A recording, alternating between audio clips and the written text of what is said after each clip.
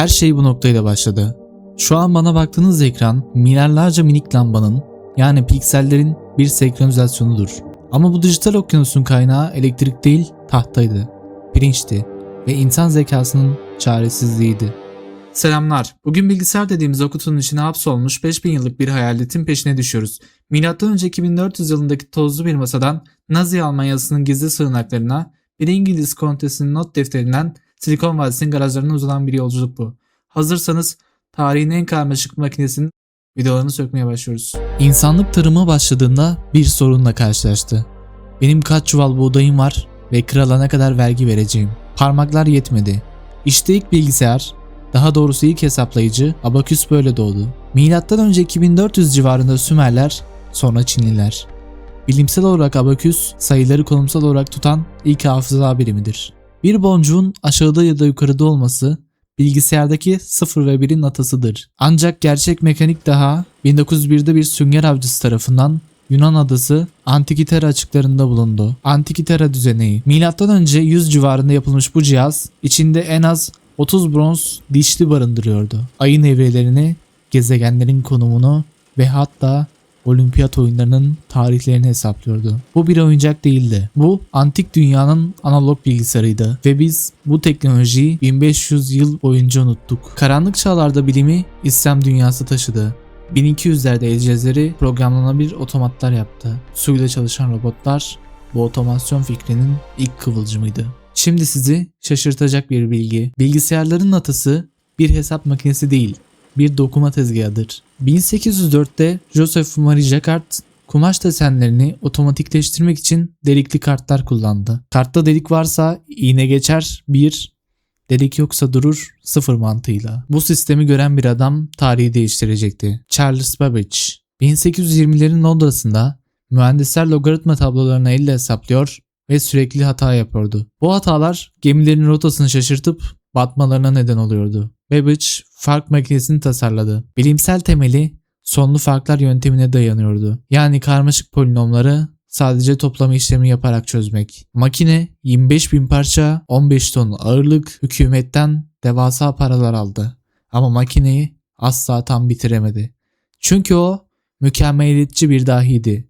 Birini bitirmeden daha iyisi olan analitik makineyi tasarladı. Analitik makine modern bilgisayarın mantıksal şemasına sahipti.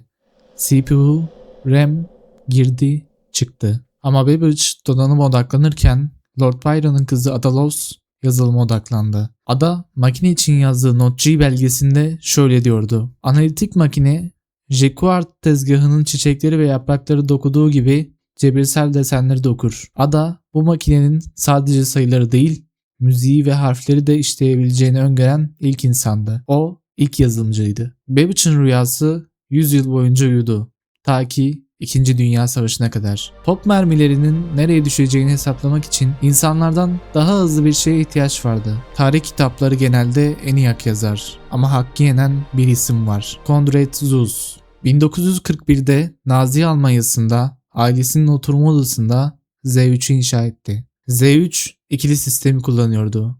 Kayan noktalar aritmetiğe sahipti. Tam otomatikti, programlanabilirdi. Ama 1943'te müttefik bombardımanında eviyle birlikte yok oldu. İngiltere'de ise Alan Turing ve ekibi Enigma şifrelerini kırarken Tommy Flowers, Colossus adında dev bir elektronik beyin inşa etti. Bu makineler savaşı 2 yıl kısalttı ve milyonlarca hayat kurtardı. Ve 1946 Amerika, ENIAC. 18.000 vakum tüpü, saniyede 5.000 işlem, 150 kW enerji tüketimi, ancak ENIAC'ın bir sorunu vardı. Hafızası yoktu. Programlamak için 6000 kablonun fiziksel olarak sökülüp takılması gerekiyordu. Bu sorunu matematikçi John von Neumann çözdü. Yazılımı donanımın içine gömelim. Bugün hala kullandığımız mimari budur. Bir de küçük bir detay. 1947'de Harvard Mark II bilgisayarı bozuldu. Grace Hopper, rölelerin arasına sıkışmış gerçek bir güve buldu ve defterine yapıştırdı. Yazılımdaki bug terimi o gün literatüre girdi. Vakum tüpleri ısınıyor, patlıyor ve çok yer kaplıyordu. 1947 Noel'inde Bell laboratuvarlarında 3 bilim insanı Shockley, Bardeen ve Bradtain transistörü icat etti.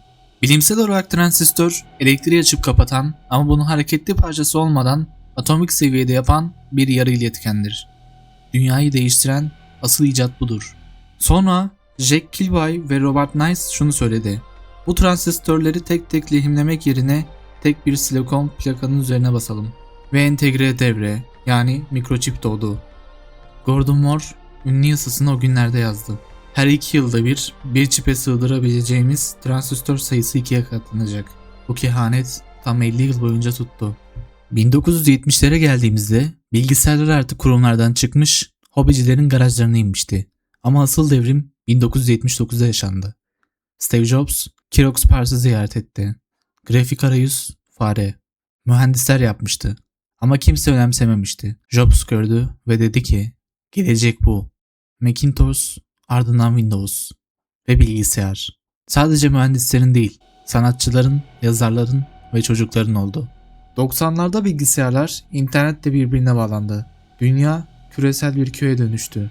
2007'de akıllı telefonlarla bilgisayarı cebimize soktuk. Bugün cebinizdeki telefon ENIAC'tan trilyonlarca kat daha güçlü.